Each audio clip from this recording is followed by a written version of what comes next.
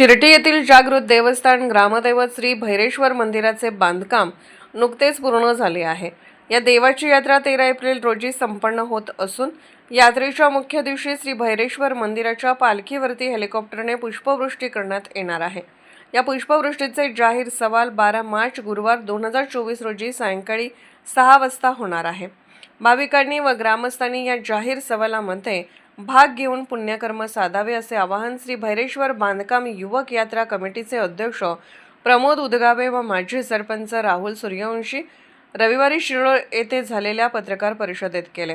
यात्रेचा मुख्य दिवस 13 एप्रिल रोजी असून या दिवशी मुख्य कार्यक्रम पालखी प्रदक्षिणा असते। याकरिता सवाल प्राप्तधारकांच्या वतीने पालखी प्रदर्शन, श्रीचे मंदिर, नृसेवाडी येथील श्री दत्त मंदिरावर पुष्पवृष्टी करण्याचा मान सवालधारकांना मिळणार आहे।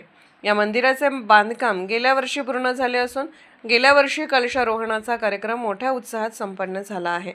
कोणतेही शासकीय अनुदान अग्रनिधी न घेता हे मंदिराचे भव्य आणि दिव्य बांधकाम पूर्ण झाले आहे। याकरिता स्वधर्म यजमान, धनपती, कुबेर, ईशान्य, इंद्र, कल्पेंद्र, कामदेव, इंद्रध्वज असे सवाल होणार आहेत। हा सवाल प्राप्त करण्याकरिता ग्रामस्थ व भाविकांनी 13 एप्रिल रोजी सायंकाळी 6 वाजता उपस्थित राहावे असे आवाहन कमिटीच्या वतीने करण्यात आले आहे।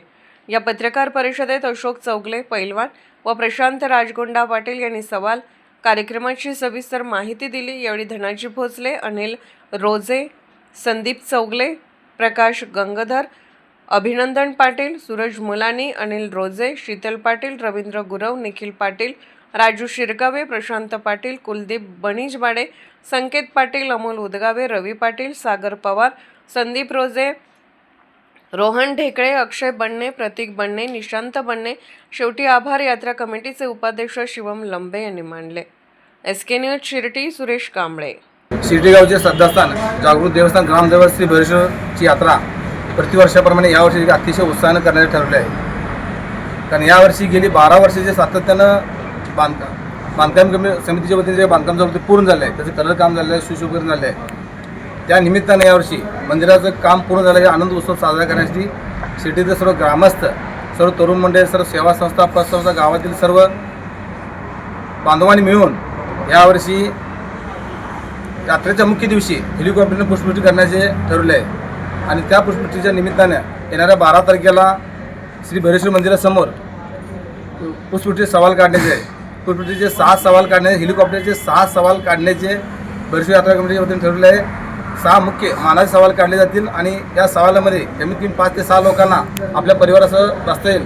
आणि या सवालामध्ये पुण्याहून येण्याची संधी त्या सवालधारकाला मिळणार आहे आणि शेवटची संधी पुण्याला जाण्याची मिळणार आहे। मी सर्व भक्तगणांना विनंती करतो की आपण जो सवाल धरणार या सवालाच्या माध्यमातून शिर्डी गावातील जे भैरेश्वर मंदिर आहे त्याचं पूर्ण बांधकाम, कलर काम आणि जे काही अपूर्ण काम आहे ते पूर्ण करायचे या ठिकाणी भैरेश्वर युवक मंदिर कमिटीच्या वतीने ठरलेलं आहे। तर सर्व भक्तांनी आणि सर्व तरुण मंडळांनी, सर्व ग्रामस्थांनी मोठ्या संख्येने या सवालाच्या कारण उपस्थित नंबर विनंती करतो। शिर्डी गावचे जागृत देवस्थान श्री भैरेश्वर तसेच श्री नरसिंहवाडी देवस्थान येथे पुष्पवृष्टी कार्यक्रम, सवालाचा कार्यक्रम दिनांक 12 मार्च 2026 रोजी भैरेश्वर मंदिराच्या प्रांगणात सायंकाळी 6 वाजता आयोजित केला आहे। सांगण्याचं औचित्य म्हणजे जे मंदिराचं बांधकाम सर्व ग्रामस्थांनी मिळून पूर्ण केलं आहे, त्याला रंगरंगोटीचा कार्यक्रम देखील पूर्णत्वास येत आहे।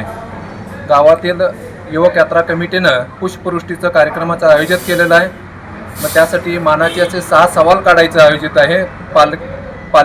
यात्रेच्या पालखीच्या मुख्य दिवशी या पुष्पवृष्टी करण्याचं आयोजित आहे।